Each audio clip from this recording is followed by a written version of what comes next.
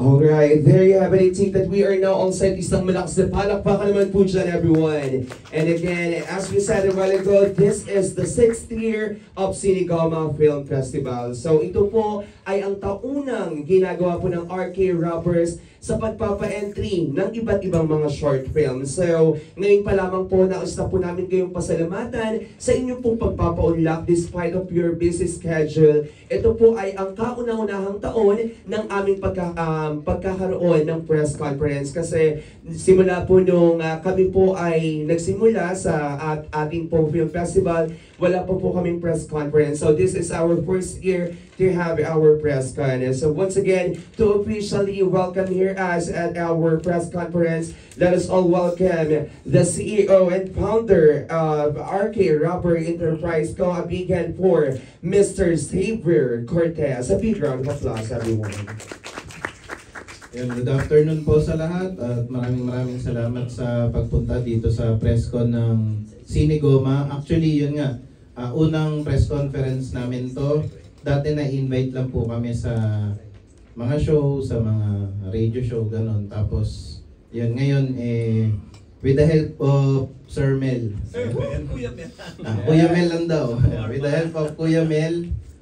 Tsaka, syempre, with Derek Raymond. Kaya, ayun, eto tayo ngayon nasa press con. Maraming salamat po sa lahat ng pumunta.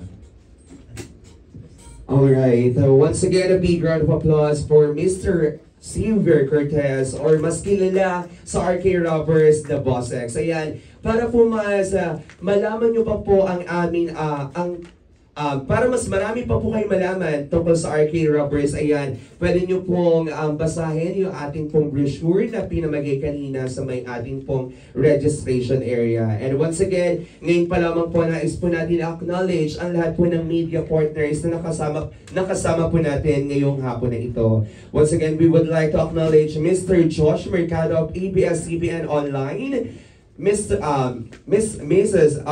Marina Cruz of Inquirer, Carissa Alcantara of Manila Bulletin, Rumel Gonzalez of PEP, Manila Santos of ABS-CBN Puch, Janelle Estoliore of Cinema Bravo, Mr. Lloyd Pino of Lionheart TV, Ronald Rapper of Saxingayon and My Movie World, Irvin Santiago of Bandera, and Marie Chris Nicasio of Hataw.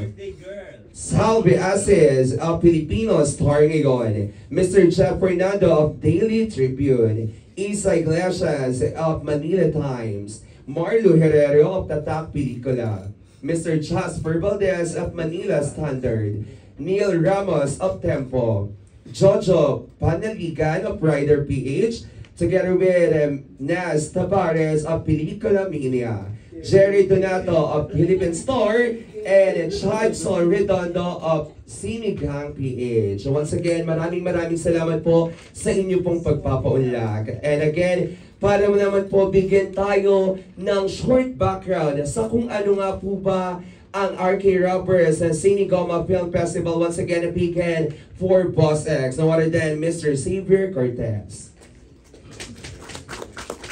So, okay po, bago ang lahat, syempre bago magsimula yung question and answer, i-explain ko lang din kung ano ba yung RK Robber as a company. Actually, ang RK Robber po ay isang rubber factory. Kami yung leading rubber manufacturing company dito sa Pilipinas na nagsusupply po kami ng mga industrial rubber products, construction rubber products, automotive rubber products, customized rubber products. Lahat po ng klase ng rubber, basta rubber yan, kaya pong gawin ng RK Rubber. Kilala rin yung RK Rubber sa engineering industry. Kumbaga, well-trusted kami ng mga top 100 na companies. Yung notable clients namin, DMCI, EEI, SM Investment, yung marami pa po. Kumbaga, baka magtampo yung iba naming client kapag inisa-isa ko, kumbaga abutin tayo hanggang mamayang gabi dito. Pero anyway, ang RK Rubber po, ayan. Kung makikita ninyo, kumbaga lahat ng klase ng rubber, kaya po namin siyang gawin. Lahat po ng mga specs and dimensions, lahat din ng mga materials when it comes to rubber, kaya rin po namin gawin. So lahat po, basta merong requirements, basta may problema tungkol sa rubber, sa RK Rubber po yan. Actually, yung RK Rubber, ito yung tagline namin, yung greatness from small beginnings. Yan. Kasi nagsimula rin po yung RK Rubber sa isang maliit lang, kumbaga humble beginning. Na dati nagkakat lang kami ng rubber sa tabi ng kalsada, tapos eventually, yun, naging kami na yung leading producer ng rubber products dito sa Pilipinas. Actually po, pwede nyo naman pong itanong kay ChatGPT kung sino yung pinaka-reliable rubber manufacturing company. So ayun po, kami po yung sasabihin. Hindi naman po sa hindi po sa pagmamayabang, pero ayan po, kumbaga ChatGPT, Meta AI. So, yan, pag nagtanong din po kayo kay ChatGPT regarding sa mga rubber, so kadalasan po nire-recommend ni ChatGPT na itanong po sa expert, which is sa RK Rubber po. Yan. Ang RK Rubber ay yung presentation, ano po. Ayan, so RK means Rubber King. Ayan. Ayan po. So ayan po, nakikita niyo yung mission namin. So syempre yung RK Rubber, when it comes to engineering products, talagang kabisado po namin yan, and yun nga, sinasabi ko na reliable po kami dyan. Okay, next presentation.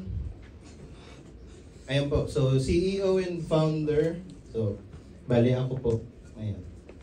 Tapos si Madam Luis naman, yung Vice President po ng RK Rubber, co-founder din po. So as of now, merong 4 na branches ang RK Rubber. Meron kami RK Rubber Manila. So nasa po siya, Novaliches, Quezon City. Diyan po yung mismong planta namin. Ayan, bali, kung di nyo po naitatanong dyan po, nag-discuss si Derek Raymond sa akin tungkol sa sa cinematography, ayan, sa filmmaking. Diyan niya kami tinuturuan mismo. Ayan, sa conference room. Tapos meron din po kami pangalawang branch, RK Rubber Cebu. Ayan, tapos RK Rubber Cagayan de Oro City. Tsaka RK Rubber Davao. Ayan po. So far, Luzon, Visayas, Mindanao. Kumbaga lahat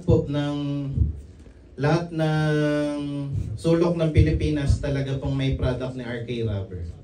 Ayan. Sa mga nagtatanong kung ano yung pinaka-top seller namin is yung mga rubber bumper, tsaka elastomeric bearing pad. Active din po kami sa mga government projects, kumbaga yung RK Rubber. Kumbaga trusted kami ng DPWH. Actually, yung pinakamahabang tulay po sa Pilipinas, yung CCLEX sa Cebu, Cordoba. Sa amin po kinuha yung mga multiplex joint filler niya, tsaka yung mga elastomeric bearing pad. Ayan po, bali may yung mga award po namin. Ay, mga anti-vibration. Yan. Sa mga mahilig pong mag-vibrate dyan. Pwede po yung rubber namin. Ayan po. So, ayan po. So ayan po. Yan po yung RK Rubber. Okay, so punta naman tayo sa bakit kami merong film festival. So, alam ko yun yung tanong ng karamihan engineering company. Pero merong film festival. So actually, parang kami lang yung industrial company or engineering company na merong film festival. So yun, Cinegoma Film Festival. So from the word itself, cinema tsaka goma. So ayun po, nag-start yung Cinegoma nung 2019, November 2019. Tapos, ayun po. Tapos kaya siya nag-start kasi part lang po ito ng team building ng RK Rubber. Kumbaga sa RK po kasi talagang kumbaga we are a fan of education and training. So, kami po sa executive, talagang iniisip namin kung paano mas matitrain pa yung mga tao namin, kung paano po na mas magiging competitive at mahasa yung skills nila when it comes to manufacturing, when it comes to paggawa ng rubber products, tsaka kasama na rin dun yung leadership. So ang naisip ko po, kasi dating pangarap ko talaga na maging filmmaker, so nag-ano po kami ng film festival. So dati, sa amin lang po talaga yun, part lang siya ng team building. Pero ngayon po, kung mapapansin nyo, talagang ino-open na namin siya. Sir Xavier, parang tayo po yung 2029 sa isang slide. 2029? Oo, dapat yung 2019. Typo error. Masyadong Okay. advanced. Masyadong advanced. Typo lang, typo guys. Okay, typo lang po yun. Pero anyway, ayun, ang RK Rubber kasi, talagang iniisip namin, kumbaga nag-iisip kami ng paraan, kasi dito kami kilala eh. Nag-iisip kami ng paraan kung paano mas matitrain pa yung mga tao. Dahil kasi yung mga tao namin, since nung nag-start yung RK Rubber, wala namang kaming choice eh. Wala kaming choice kasi maliit na business lang yan dati. So, ang mindset namin is ititrain na lang namin kung sino yung nandito. Kasi hindi naman kami makapili ng mga magagaling, yung mga matatalino. So, ang inisip po namin, paano namin sila ititrain. So, kasama na rin po yung Sinegoma sa naisip namin na paraan kung paano i-train yung mga tao. So, through filmmaking. Actually, sa paggawa ng pelikula, maihahalin tulad din siya sa paggawa ng engineering project kasi parehong project management. So, creativity, nandyan na rin yun kasi kahit sa engineering po, may creativity din. So, malaking bagay po yung naitulong ng Sinegoma sa company namin, sa mga empleyado namin, at pati rin po sa akin as a filmmaker kasi nagagawa ko rin po yun. Nagiging boss ako sa company ko, nagagampanan ko yung tungkulin ko na i-level up yung mga skills nila, i-level up yung character nila. So kasama na rin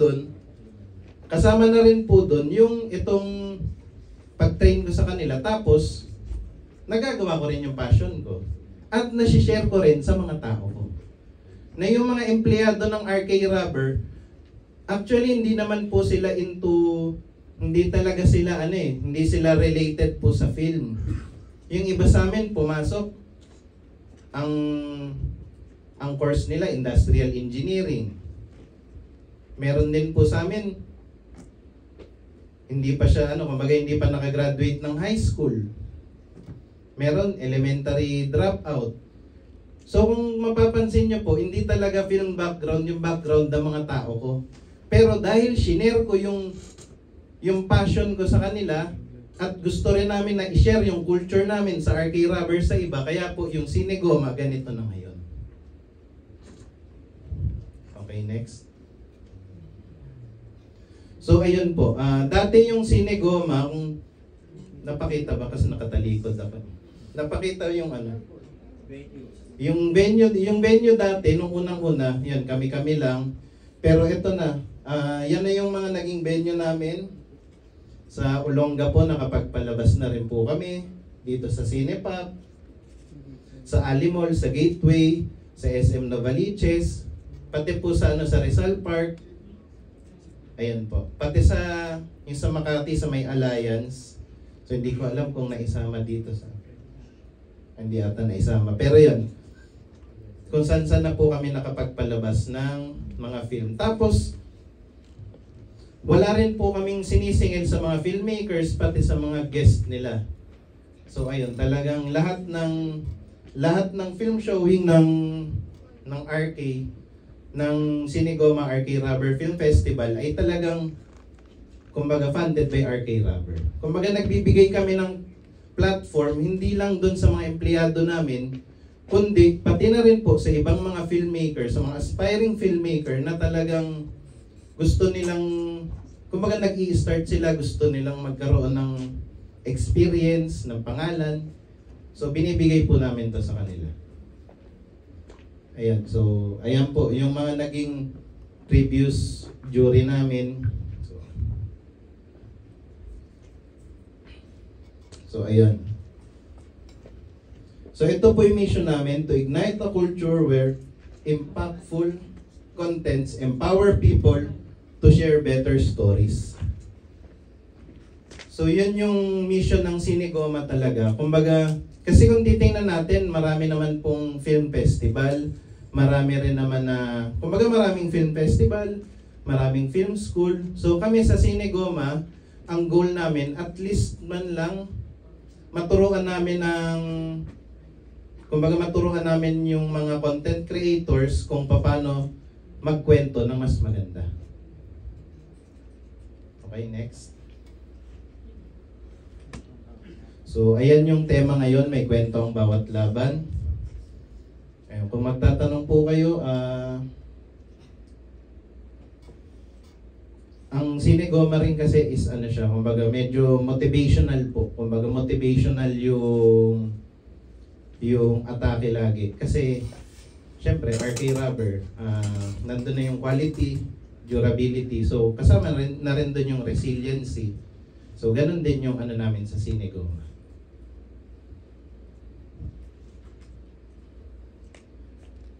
So, ito naman yung mga date para sa, kumbaga, para sa mga deadlines ngayon. Yeah, the deadline is moved to August 15, di ba? So, Yes. So anyway, we will provide the media naman of everything. So ayan po, sa ano rin, sa mga film sa Cinegoma, meron na rin kaming mga film na, kumbaga may mga film na rin po na nakapasok sa Fama Short Film Festival. So may mga film din na ipalabas na rin sa iba't ibang festival dito sa Pilipinas. Kumbaga hindi lang sa Cinegoma, kundi dito sila nag-start, pero eventually nakasali na rin sila sa iba.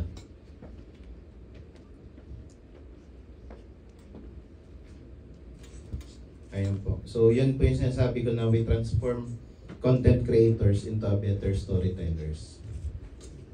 So, lahat naman po kasi ngayon sa panahon ngayon pwede nang gumawa ng content kahit sino. Pero hindi po lahat ay capable para magkwento ng maganda. Kaya yun yung goal ng Cinegoma, ay kung paano kami makakatulong sa mga tao, kung paano sila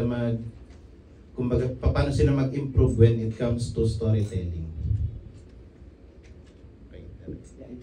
Alright, once again, a big hand for our festival director and also the CEO of RK Rubber sa Warrington, Boss X, Mr. Xavier Cortez. And for now, let's hear some greetings from our creative consultant, a Filipino independent filmmaker, director, and also a screenwriter, a pioneer of Philippine independent and alternative cinema from 1980s till present. Cinegoma co-film festival director and also creative consultant. A big hand for director Raymond Brad. A big round of applause. Yeah, good afternoon. I guess siguro para doon sa mga hindi pa may kilala rin sa akin, ikwento ko siguro who I am and what I'm doing now. No? So I've been doing independent films since the 80s. And ngayon nga, mas kilala niya na siguro yung son ko, si Mikael Red, and even my other son, si Nicholas Red, who was doing his first feature film, no? So they've been very active. On my part, I've really had this advocacy towards film education from the very onset. So naging filmmaker pa lang ako noon, young filmmaker ako. I was 19 years old. Na-hire agad ako sa Mowal Fun Film Institute. So, filmmaker ako, pero teacher na ako noon. So, hindi na ako tumigil sa pagtuturo from that point on. No? So, mula noon talagang naging passion ko mag-share ng knowledge. And nag-aaral ako hanggang ngayon. No? So, whatever na di-discover ko sa journey ko, sa pag-aaral, sa pagiging filmmaker, gusto ko i-share agad sa mga other aspiring filmmakers. No? So that's what I've been doing ever since. And well, fast forward to today, after making so many short films, also feature films, experimental films, no, lahat yun, naging foundation ko yun. Pero hanggang ngayon ginagawa ko yun. I think ang important na ini-impart ko sa young filmmakers is yung early beginning na yun, lalo na short form, short film, was not just parang stepping stone. You know, I respected the art form for what it is, no? Apart from mainstream films, long feature films, no? Na lagi namin sinasabi, di ba? I mean, our respect for the art form, let's say, of poetry or short story is equal to novels, di ba? So dapat ganun din ang tingin natin sa short film. Kaya I've always had this passion for promoting awareness sa art form ng short filmmaking. And hanggang ngayon nga, gumagawa ako ng short films. In fact, a lot of people ask me, bakit hindi ka na gumagawa ng full length? Para sa akin, I'm still making films, including full length. Kaya lang wala akong mailabas. So it's really been a lifelong struggle.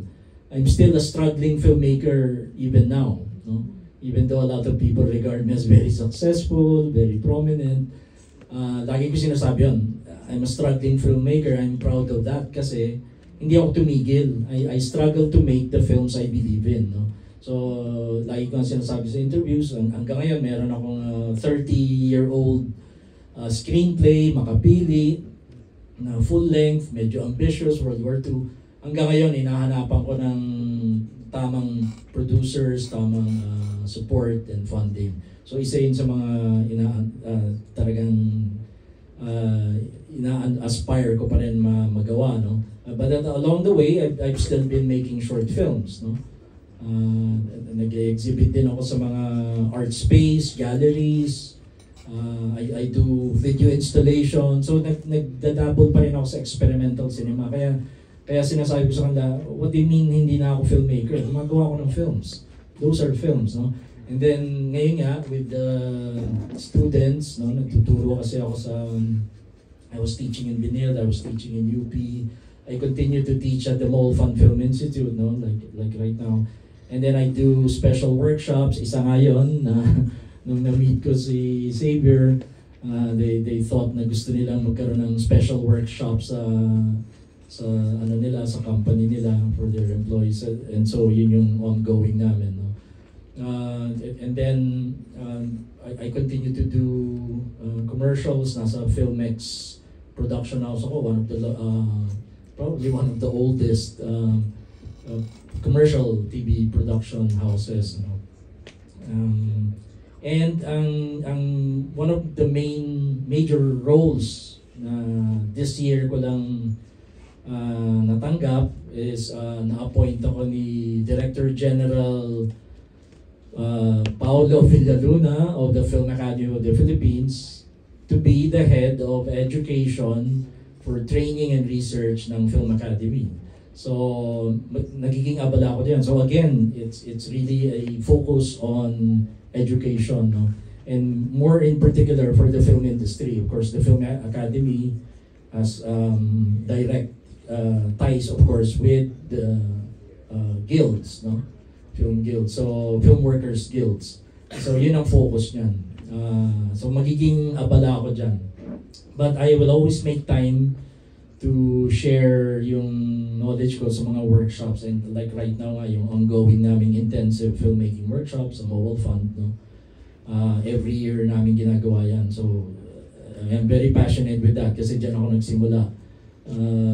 1985, one of the first classes I taught, nandun si Ricky Orellana, who is now the director of the Film Institute. Nandun si Love Diaz, no? So si Larry Manda, cinematographer. So na-amuse ako, mga kaibigan ko to, but technically speaking, naging teacher nila ako at an early age, no? So it's fun to look back on that. Now fast forward tayo to today. Technology has really pushed new possibilities, no? And so natutuwa ako whenever I hear other people making efforts talaga to share and to provide opportunity for learning, no? Recently, I was also involved with the DTI projects, Malikaing Pinoy, with Direct Leo Martinez. No, we did some workshops now for creative content creation. So talagang looking towards the future. So now, paano kami nagka-connect ni Xavier? Narinig ko yung festival niya. I didn't hear about this nitong, imagine 6 years na pala. So I didn't hear about it before. Pero narinig ko siya early this year. And then, I was a jury member in the Montañosa Film Festival in Baguio. And nandun sila Xavier, they were showing the Cinegoma films, no? So nung narinig ko nga, na-amuse ako, sabi ko nakakatuwa yung name ng festival. Parang I thought, ano ba to, metaphor for flexibility and adaptability. Sabi ko, parang goma, di ba? So parang sabi ko, virtues of independent filmmaking yan, yung pagiging flexible. Sabi ko, ang ganda nung metaphor niya. No? Kaya nagulat ako nang in-explain ni Xavier na ang simple reason was it's a rubber company. So talagang amusing and fascinating at the same time. So nagulat ako na may ganong grupo na passionate sa film at gusto rin nila i-share din sa iba. No? Nagsimula sa kanila, ngayon i-share na. Kaya natuwa agad ako. Tapos yung nag-discussions kami, yun, sabi ko nga sa kanya, nandyan ang passion ko, nandyan ang dedication ko ever since, and I always want to help, no, sa pag-spread ng knowledge, no, sa filmmaking. No. Lalo na ngayon, may burgeoning new approaches to film and napakalaking discussion ng AI, and I'm aware you're now considering having a section or a category for that. No? Although dinidiscuss pa namin ng details yan. It's a very sensitive subject, I know. Pinag-uusapan yan sa lahat ng industries. Even Hollywood is brought down to its knees because of the effects of that. Ano? But ang discussion nga is hindi natin ma-avoid, it's inevitable. It's a new tool, no? So how you use that tool, kung progressive ka or positive ka, or gagamitin mo sa negative way, yun ang importante doon, yun ang kailangan natin ma-determine for the future, no? So dinidiscuss namin yun for the festival, parang paano mga ba i-hold yung ganong category kasi it's something really new, no? So ayun, yun ang background kung bakit kami nag-collaborate at nag-ano.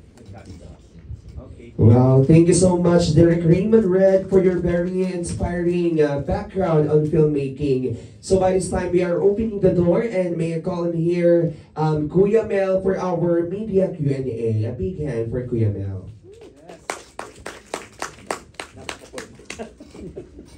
Hello po mga kapatid. As usual, hinihingi ko ang inyong tulong para supportahan natin ang mga independent filmmakers. At ngayon meron tayong bagong film festival na abangan sa November. Pero syempre may mga schedule sila, call for entries, etc. etc.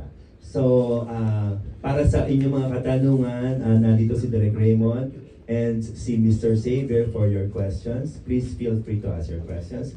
The first will come from Romel Gonzalez of PEP. Yes, magandang hapon po. My first question is for Mr. Xavier Cortez. Kasi nabasa ko po dito, ang mga pelikulang may temang political at religious ay hindi pwedeng tanggapin. Pero ang ano po natin, tagline is mga kwento ng laban. What if po yung entry ay medyo nakakabit sa politika o sa relihiyon, pero kwento ng pakikipaglaban? Pwede po ba yan? Or bakit po bawal? Okay po. Actually po, ang Cinegoma at yung RK Rubber kasi ay talagang, kumbaga wala kaming pinapanigan po na side. So politically, hindi po, ayaw po namin maging involved.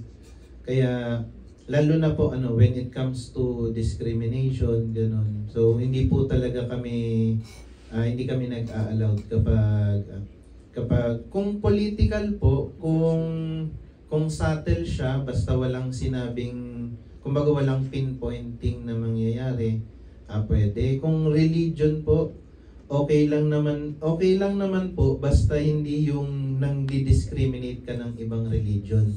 Like example lang po, yung may napanood ako na mga short film sa YouTube na horror siya.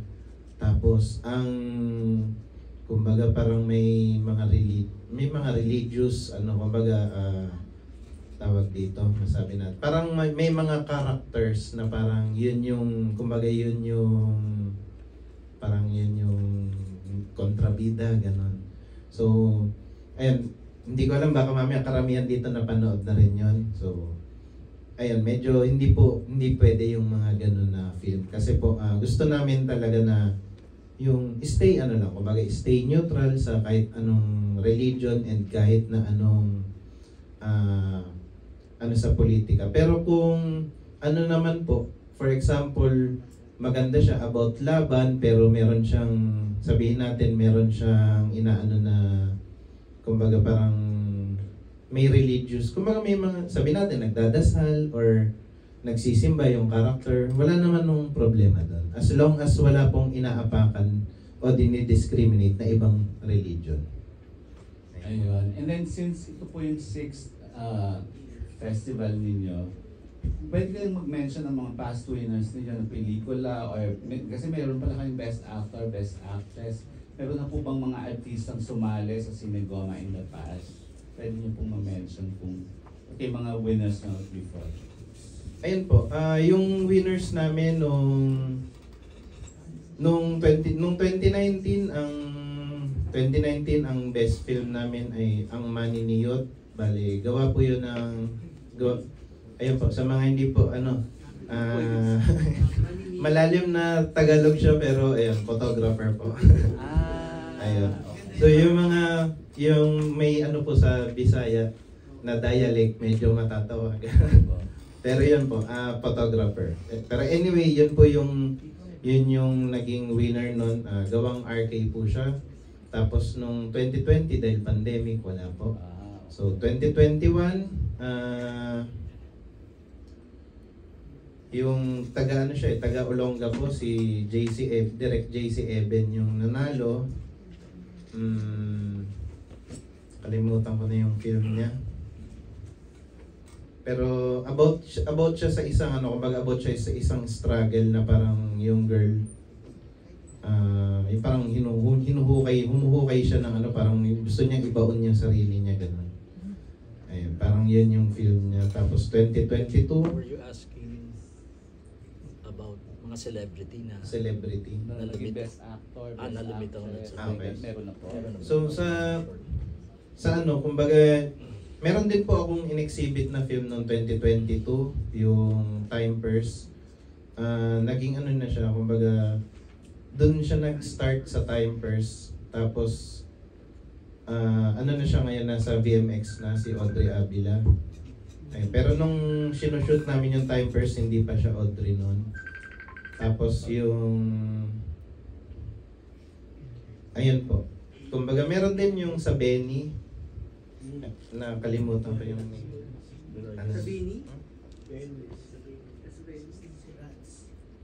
Benny, si Derek Rans yun. Kung alam ko na naipalabas niya rin to internationally. So, ayun. Tapos ayun po, actually 2022 ang nanalo ay taga Cebu. So yun po, kumbaga Piyaya yung name ng film.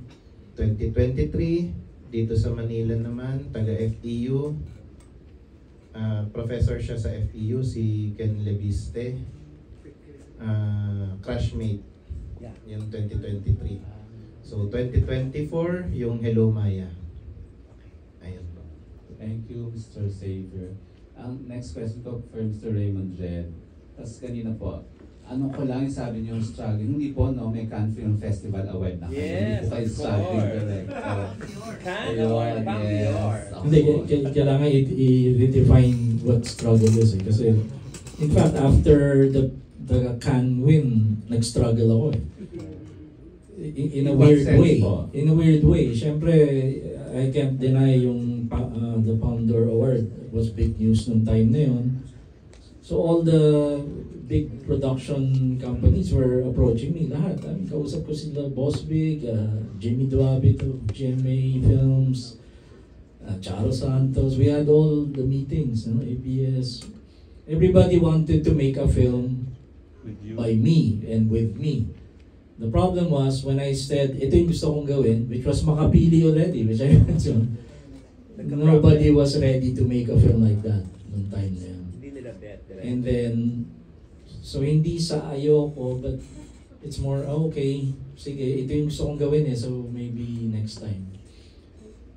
Alam mo, hindi sa pagmamalaki, I know any young filmmaker na nandun sa position na yun would jump in and say, sige, gagawa na lang ako iba, anong pwedeng gawin, di ba?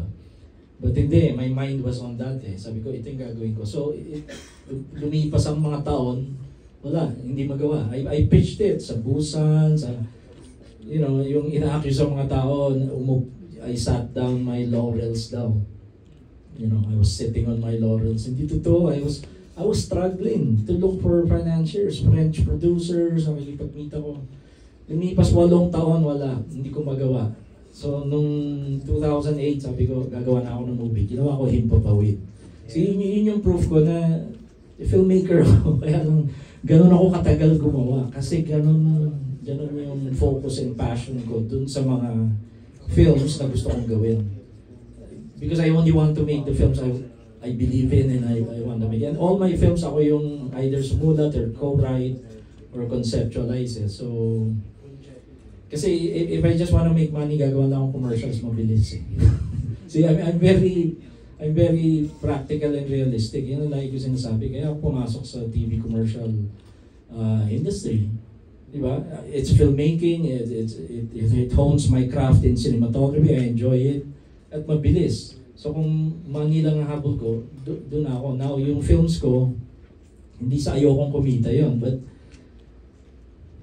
looking back sa history ko, ganun ganun yung mga films. So right now, I'm focusing on remastering yung yung dalawang classic historical films ko, Bayani, first full-length movie ko, and Sakay, na ginawa ko noong 90s. So nire-remaster na siya ngayon, nasa Philippine Film Archive and FTCP is helping us out. Medyo matagal na proseso, wala akong support na pareho na nabigay sa mga Lino Broca, Maynila. Sumako ko ng liwanag sa ginawa yan La Trobe ata, abroad ginawa, Malaki ang funding for that So sariling sikap ginagawa ko ngayon kasi ang film preservation and restoration is the essence of time talaga magde-deteriorate yung film So bago pa dumating yung time na ma-consider i-restore yung film ko, baka too late na. So sinisimulan ko na ngayon. Isa yan sa mga ginagawa ko. Yan, thank you, Direk. And isa na lang po, ano po man naging reaction niya pag naririnig niyo yung iba na sinasabi na hindi maganda ang sitwasyon ng pelikulang Pilipinas ngayon? Yan talaga ang discussions, lalo na ngayon that I'm involved with the Film Academy of the Philippines, and then we're of course closely in touch with Direk Joey Reyes as chair of FDCP. So, syempre sa industriya, I'm a member of TGPI, I'm a member of LPS, Cinematographers Guild. Yan talaga ang discussion all over. I mean, hindi naman natin ma-deny. Sabi ko nga, kahit sa Hollywood and sa Europe, yan ang locally, may struggles. Yan sabi nila, walang kumikita sa industry. So as an industry, it's really struggling. As cinema, pag sinabi kasi na cinema, we're talking the whole cultural art form heritage niyan Not only the industry, di ba? And it will include young people, students, and now cinema kasama ang yan ang bagong cinema online, TikTok, YouTube, that's cinema. Ina-absorb natin yan Moving images yan na nai-influence tayo, ina-absorb. So a lot of people nga say, yan ang bagong mainstream Nanonood sila ng vertical cinema and so on. So in that sense, very much alive siya. Pero as an industry, it's really struggling. So Now na nasa FAP kami, yan ang major discussion, yan ang mandate na how to really revive the industry and help it. No? It's going to be a big challenge, pero Director General Paulo Villaluna is really up to the challenge. Tinanggap niya yung position. No? Lahat naman kami, magkakasama kami niyan. Nag-MOFA, nag-independent filmmaking, and we have our own things to do, pero sige, tanggapin natin tong challenge na to. And yan ang main discussions ngayon. Okay. And ito na lang po, Direk, pag po ba sasali si Mikel at si Nicolas sa Sinagoma, tatanggapin ko po. Bakit? Bawal agad. Bawal ba, direct? Magkakaroon ng conflict of interest siguro. But short films kasi ang Sinigoma. So kung short film, pero yun na nga, may conflict of interest, so hindi sila pwede sumali. At saka very busy sila ngayon. They're promoting yung bagong film nga ni Nicolas, Post House. Diba? Tapos si Mick is now a producer for that. Thank you, Direk, and thank you, Mr. Xavier. Thank you po. Ayan ang bunga, pero ang mga produkto, di ba? Okay, thank you, Romel. Now we have questions from Jojo Panaligan of Rider. Thank you. Kay Xavier. Xavier, gaano kalaki ang pinangarap mo para sa Sinigoma? At dahil nga, sabi niyo ito yung first time na, yun muna, gaano kalaki yung pinangarap mo for Sinigoma? Actually, ang pangarap ko talaga sa Sinigoma, na kuha ko to sa kumbaga kasi yung character ko parang, na talaga, ganito na siya, na once na may ginagawa ako, gusto ko talaga mapalaki. Na sinisimulan ko sa maliit, tapos ang thinking ko kagad yung advance na kahit yung RK Rubber na nung maliit pa lang kami, parang ang thinking ko nun, paano ako lalaki ng, kumbaga yung moving forward, paano ako lalaki, ano yung mga kailangan kong gawin. So, kaya hanggang sa nung maliit kami, galing kami sa wala. Tapos ngayon, leading rubber manufacturing company na yung RK Rubber. Gusto ko yung Sinigoma maging ganun din. Para sa mga filmmakers na lagi pong sumasali sa amin.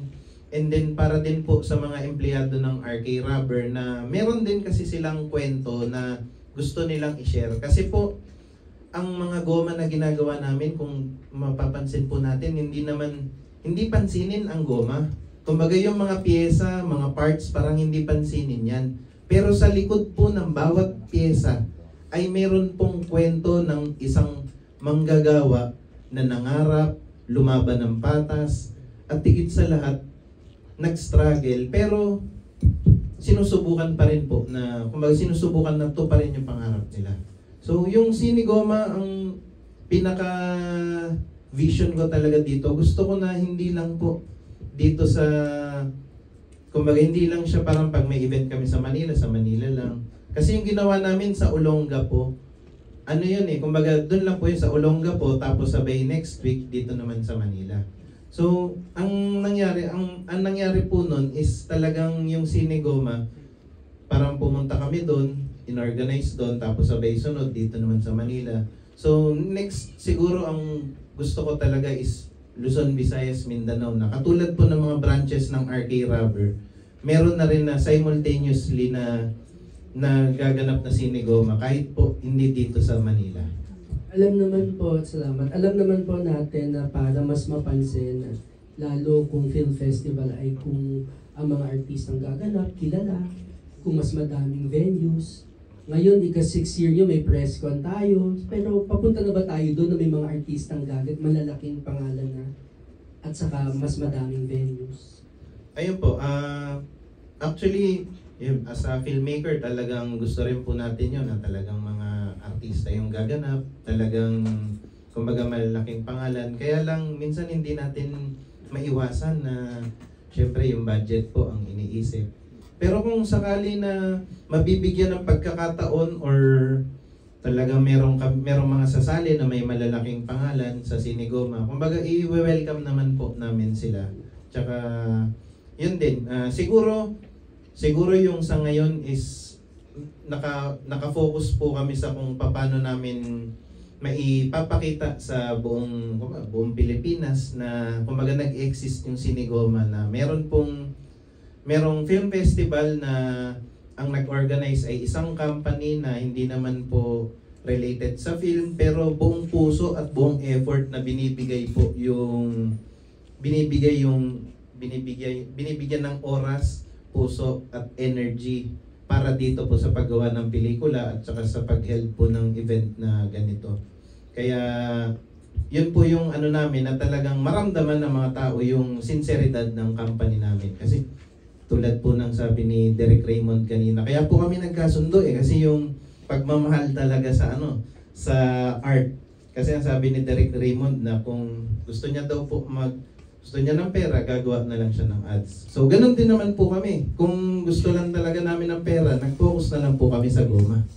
So, yung Sinigoma po, talagang ginagawa namin for the love of the art, and then para din po yung kwento ng mga manggagawa ng RK Rubber, naibabahagi din namin sa ibang mga tao. Kumbaga gusto namin i-share yung culture namin sa ibang tao. Kasi as of now, pag sinabing engineering, parang yun lang po kumbaga parang trabaho, tapos sakit ng ulo, gano'n. Or yung iba sasabihin, pera-pera. Pero meron pong engineering company na nag-e-exist na ang ginugusto ay bukod sa i-level up ang skills ng mga tao, pagandahin yung character ng mga tao, and at the same time po, may ipakita rin namin kung ano po yung kultura namin sa iba. Kumbaga kami po yung kumpanya na merong puso. Parang gano'n po. Salamat po. Kay huling question ko kay Mr. Red. Kanina nung kinakwento niyo na or sinasabi niyo na hindi, struggling ka pa din. In the sense na you're struggling against a system or a way of thinking? Sabi ko, I use the word in a more positive way kasi it's a challenge. You struggle to make only the films you truly believe in, and to make them the way you want to make them, di ba? So that means talagang independent filmmaking. So I've been an independent filmmaker ever since kaya hindi sa inayawan kong mainstream I always went to meetings pag ino-offer ako. I'm very open to it. Kaya lang laging hindi nag-e-end din ng agreement. Dahil po hindi sila naniniwala na pag hindi bebenta. I don't want to think na stubborn ako, pero I guess side nila, ganun ang tingin nila. I'm stubborn. So now, dumating sa point na hindi man lang siguro ako i-consider ng commercial producers. Ay, stubborn yan si Raymond, gagawin lang niya yung gusto niya in the way he wants it. So, mahirap to produce a film. Baka may ganong thinking So, how do you feel about that? Medyo sad, but I find ways to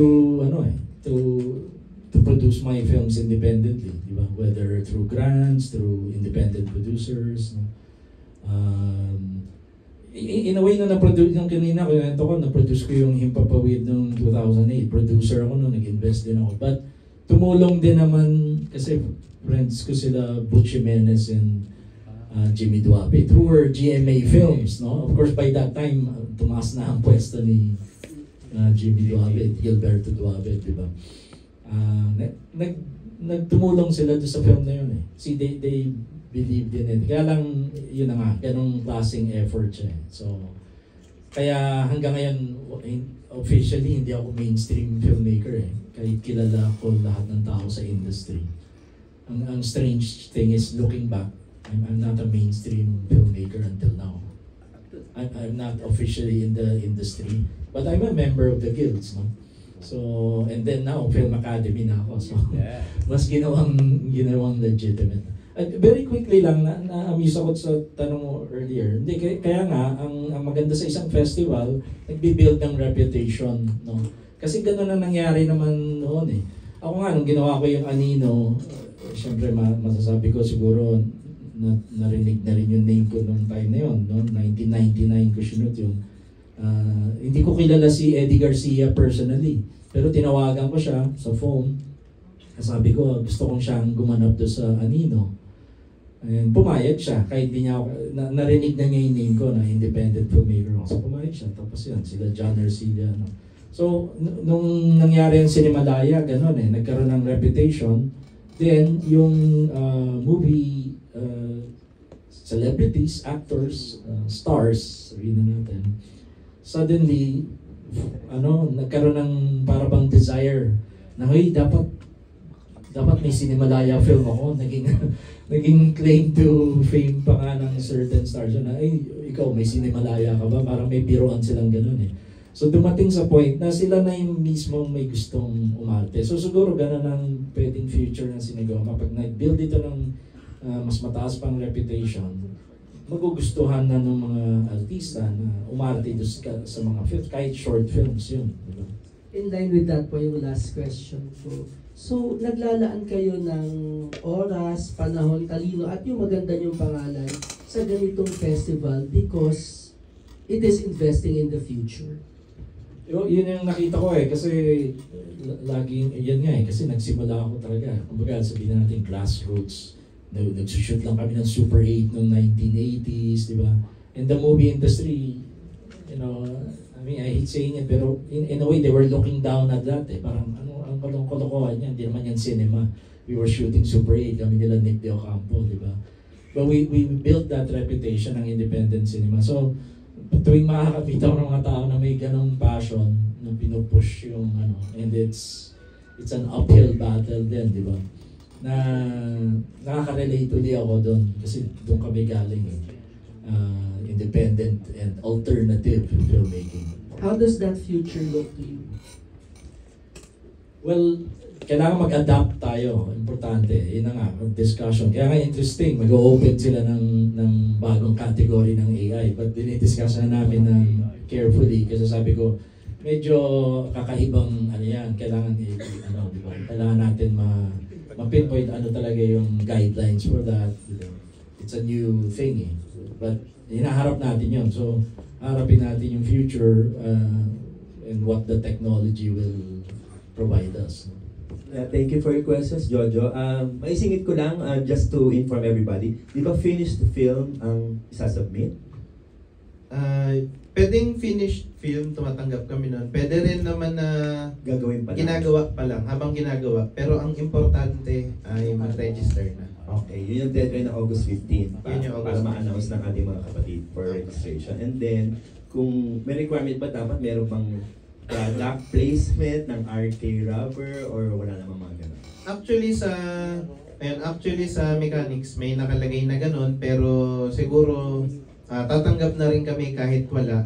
Tapos i-meeting na lang namin sila kung ano yung requirements na Pwede gumawa ng AVP na 30 seconds or siguro. Pwede bilang kapalit Sa CBB. Ganun. Okay, we have questions from Josh Mercado of ABS-CBN. Hello po. One question lang. Habang yung iba pa lumalaban sa AI, this festival promotes AI with your AI category. Ano po yung mensaheng binibigay nito sa industriya? Yung iba nawawalan ng trabaho dahil sa AI. Your thoughts on that po, sa inyong dalawa? Ayun, actually po, ang ano ko lang din yung tungkol sa AI. Kasi po mangyayari na siya, talagang dadating na po tayo sa point na, dadating na po tayo sa point na talagang baka pagdating ng panahon, puro AI po. Kahit po yung dati, di ba, nagsimula yung cinema sa film hanggang sa naging digital. Tapos, yung mga phone dati ay hindi makakuha ng magagandang mga video. Pero ngayon, okay na rin, lumalaban na rin po yung mga phone. So, talagang hindi na po siya maiwasan. Darating at darating talaga yung time na nandyan na po talaga yung AI. Siguro po, ang ano ko na lang dyan, at least po, nalaman natin na sa Cinegoma, unang nag-open yung AI category. Then, your thoughts on that? Yun. Ako like any filmmaker, it's scary, di ba? Yan ang discussion dyan Ngayon, para kaya nga sabi ko, iniingatan namin yung I think ang important is to consider it a tool. So, kung magkaroon ng ganyang category, you cannot really judge yung mga submissions for cinematography or acting. Wala, unfair yun ang i-judge mo doon is concept, which is the prompting, no? And then may skill din naman yon sa pag-prompt in a sense, but it's really the concept. So yun lang ang yun I think ano natin doon eh. Limited ang award. Oo, ipupush natin at i-recognize natin. And that sends a message na ultimately yun ang importante eh, yung konsepto pa rin eh, no? And thinking forward na, no? Kasi yan yung discussion. Yan ang pinag-usapan namin mga filmmakers sa AI na yes, mag-take over yan, and mawawala ng certain jobs and ano, but I think ang far future niyan ultimately people will start going against it again eh. Kasi we will start wanting authenticity, soul, dapat mararamdaman natin eh. Darating tayo sa point na kahit gaano kaganda yung AI, alam natin na AI yung pinapanood natin. I know discussion ngayon yung, wow, confusing na, hindi na natin alam kung alin ang AI. I think darating din tayo sa point na we're so sophisticated as thinkers, na we can tell AI to eh, walang soul, ano. So hahanapin din natin uli yan sa future, di ba? So kaya nga I think ang focus pag naggawa ka ng AI category is to make sure na ang message na sinesend mo, it's really the idea and the concept na may tao behind that, no? Na siya yung nag-isip at yun ang nire-recognize natin. Last na po, ano po yung hinahanap nyo sa mga sasali dito sa festival? To become best picture. Yeah. Criteria or requirements. Final na ba yung mga jury? Hindi, kasi I won't be a member of the jury. I'm a consultant. I think ultimately any competition naman is yan ang lagi kong nire-remind sa mga students din, di ba? Na as much as we want the tradition of competitions, ang important laging isipin is yung value ng naipalabas mo yung film mo at nagkaroon ng merits, recognition of merits. So ultimately, competition is really a set of opinions. As respectable as the jury are, even in Cannes or wherever, ultimately.